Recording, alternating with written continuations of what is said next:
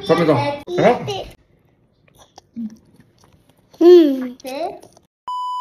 Paano ba yan? Pasado nga kay Mang Carling pati kay Cassie itong niluto natin. Hello everyone! For today's vlog, magluluto nga tayo ng chicken inasal na hindi mo na nga kailangan ihawin. Ito nga yung chicken inasal version na lulutuin mo nga lang sa kawali. Una ko na nga ginawa ay ginayat ko itong bawang pati na yung sibuyas. Medyo naiyak lang tayo ng very light pagdating doon sa mga onions pero okay lang yan. At nilagay ko na nga ito sa isang malaking mixing bowl. At magsusqueeze din pala tayo ng isang buong lemon. Pwede rin pala po kayong gumamit ng kalamansi. Again, tansya-tansya na lang po ito ha. Naglagay tayo ng patis, toyo, pepper, at ang isa nga sa magpapasarap nito ay paglalagay nga nitong banana ketchup. At alam niyo naman sa lahat nga ng niluluto natin, naglalagay tayo ng asukal. Tinikman ko nga ito, medyo maasim pa kaya nagdagdag pa nga ako ng ketchup pati na rin asukal. Ngayon pa nga lang sinisigurado ko na gusto ko na yung timpla nito dahil mamaya kapag nahalo na nga yung manok ay hindi ko na ito matitikman. Bali, 4 na thigh part pa na ilulutuin natin pero mas okay nga kung yung thigh part ay nakadikit pa yung legs. Pero ito kasi nabili namin ay puro thigh part lang kaya pwede na rin yan. At hiniwaan ko pala yung mga part nito para sure na manuot nga dun yung lasa. At para rin makasigurado na hindi nga mahihilaw yung loob kapag niluto na natin ito. Minarinate ko pala ito for 30 minutes. Pwede nyo nga ito i-marinate ng mas matagal pa. At after 30 minutes nga, inilagay ko na rin ito sa kawali at sinama ko na nga rin yung pinang-marinate natin na sauce. Nilagay ko pala ito sa high heat pero nung nagsimula na nga itong kumulo ay nilagay ko na ito sa medium heat. Para din sure na maluto nga rin yung loob na part. At nagset din pala ako ng timer at every 5 minutes nga ay binabaliktad ko ito. Nag-experiment lang din kasi tayo kaya nga takot-takot na baka mamaya madugo-dugo pa yung loob nito kapag kinakain na. At habang patagal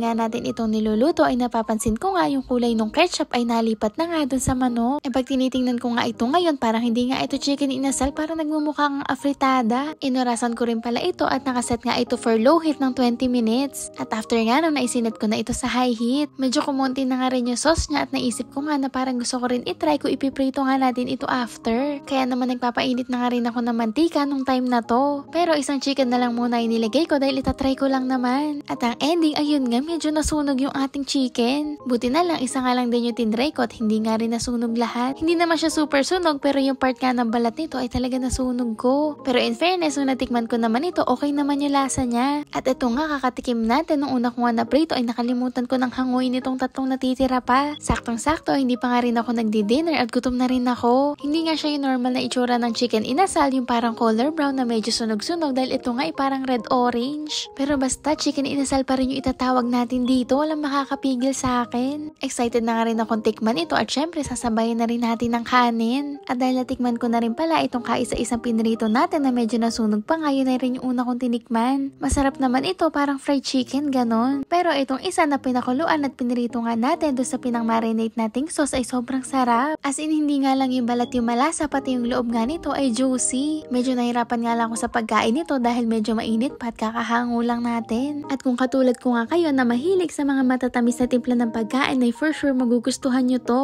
At mas okay din talaga at mas nagustuhan ko nga itong isa na hindi natin pinrito. Kaya ko itatry nyo nga rin po itong gawin basta pakuluan nyo lang doon sa marinated sauce na ginawa natin. O siya, papatikim ko na rin to sa kanila. Sassy, what can you say? It's good. It's good? You want more? Yeah. Okay. You got some more, Rabbit? Yeah.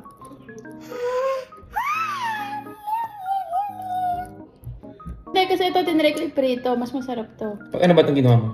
Wala, pag pinakuluan mo lang dun sa parang sauce. Sarap nito. Sarap na. Ito, medyo nawala na kasi pinrito mo na yung lasa niya. Pero ayan, sarap. Meron ka diba patigis sa akin ni tita? Sarap? Eat it. Rice. Rice daw. Rice. Okay. You eat rice too, kuya, okay? What do you call the chicken? Chicken inasal. Is it yummy or not? Yummy. Want more? Yeah? Okay. What can you say? Yummy. You like it? Mm-hmm. More subo? Mm-hmm. Okay.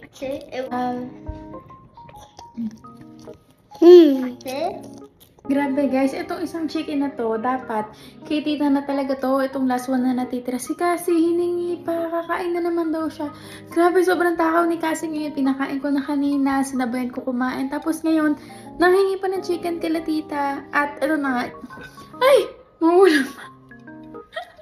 Mahulag pa yung chicken. So, nag-sacrifice si tita yung chicken niya, kay Cassie na lang daw. So, kakain na naman si Cassie. Yay! Ano yun? I hope there's a video. Ayan, naka-video ka na. Oh. What are you going to say? Ba't naman gusto mo naka-video ka pa? You like it? Sobrang nagustuhan ni Cassie yung chicken. Gusto mo magluto ulit si ate tomorrow? Sobrang nagustuhan niya yung chicken, guys. Si Sandra kakatapusan din niyang kumain.